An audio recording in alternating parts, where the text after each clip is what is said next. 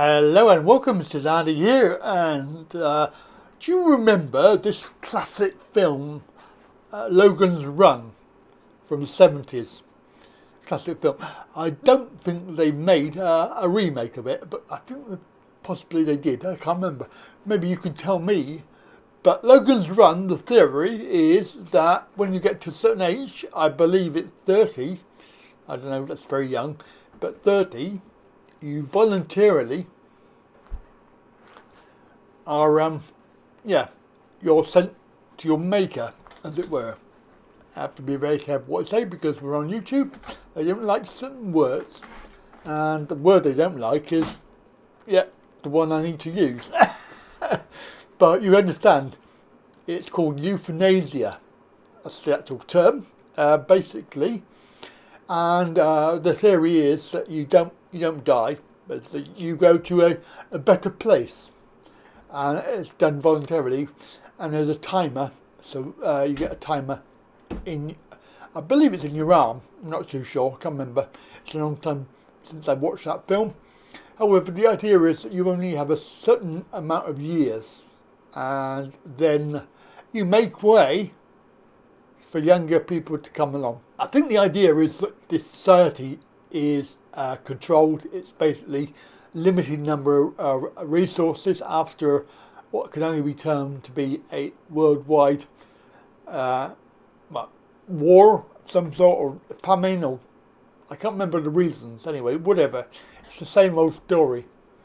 Now, as we know, media, they tend to put in there, in films, media, newspapers, whatever, they put in there the ideas of reality. Now, it hasn't come along yet, this idea that we need to end our lives, or has it?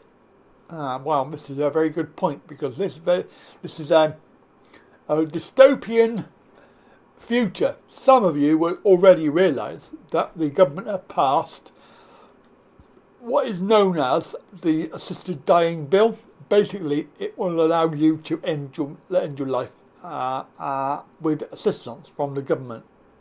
And this idea is fraught with danger.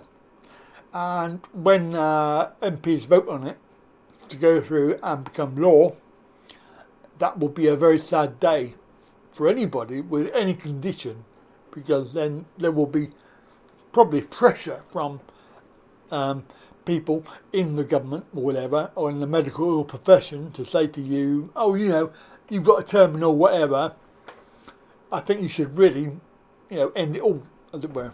And there could be a lot of pressure from family members as well, because think about it, some disabled people need 24/7 care, and it costs a lot of money to have that care. It may well be that they get fed up with it and they say, well, probably better if you're not here.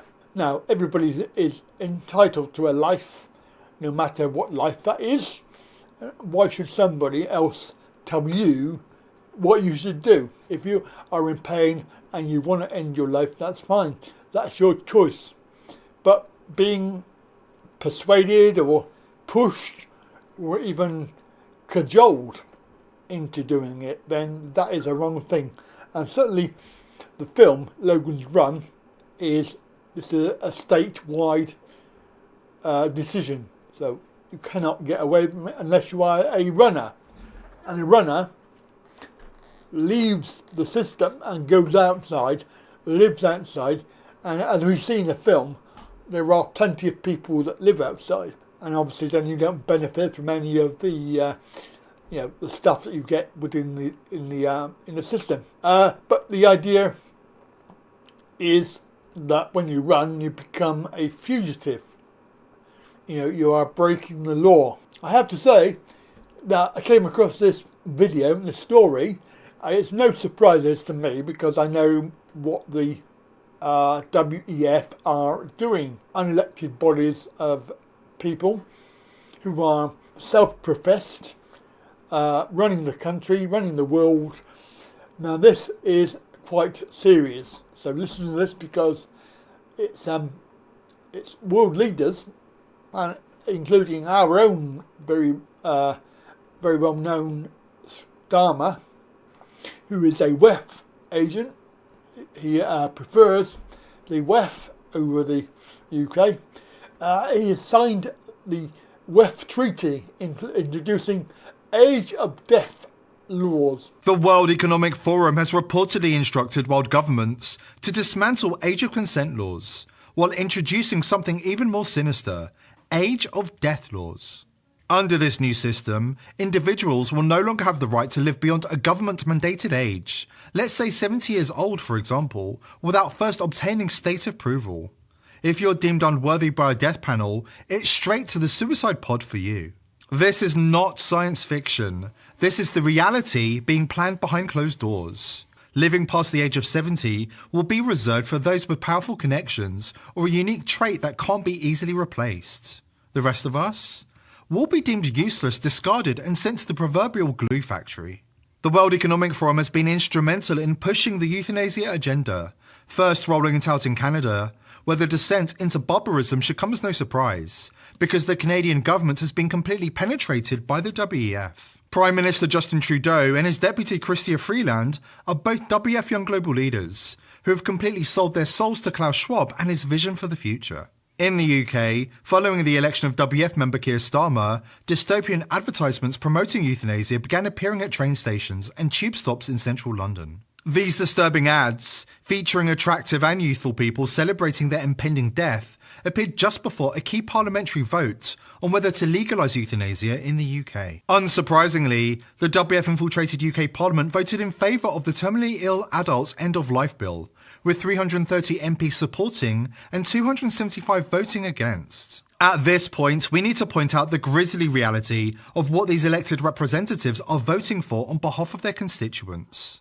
The first ever woman to be euthanized via a suicide pod in Switzerland had to be strangled to death by her executor. It's not just a nightmarish story, it's not just a huge scandal.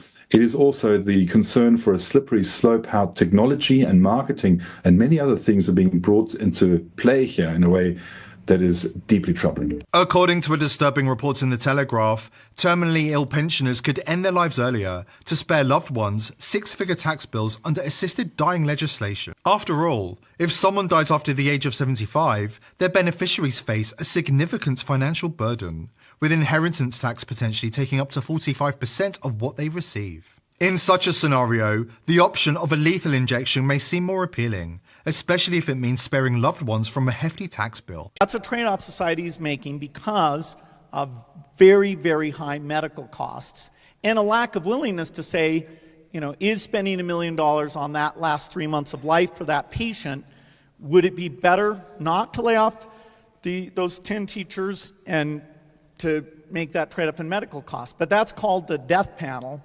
and you're not supposed to have that discussion. So of course, well, that's an interesting thing you just said, which is just the last 3 months in life for one person or something, because we haven't had a discussion of how to allocate that money. It means we lay off 3 teachers to do so. Gates doesn't explain why we cannot pay teachers and allow people to live out their lives in peace. Why is it either or? After all, in the past we didn't have any problem paying teachers their salaries and allowing our grandparents to enjoy their grandchildren during their golden years. We can't allow their evil logic to become the new normal. It's like with any story, they put it out there to scare the living shit out of you, so you get worried and then obviously, panic. Don't panic. Right, I'm going to leave it there and have a very good day. Catch you later. Bye for now.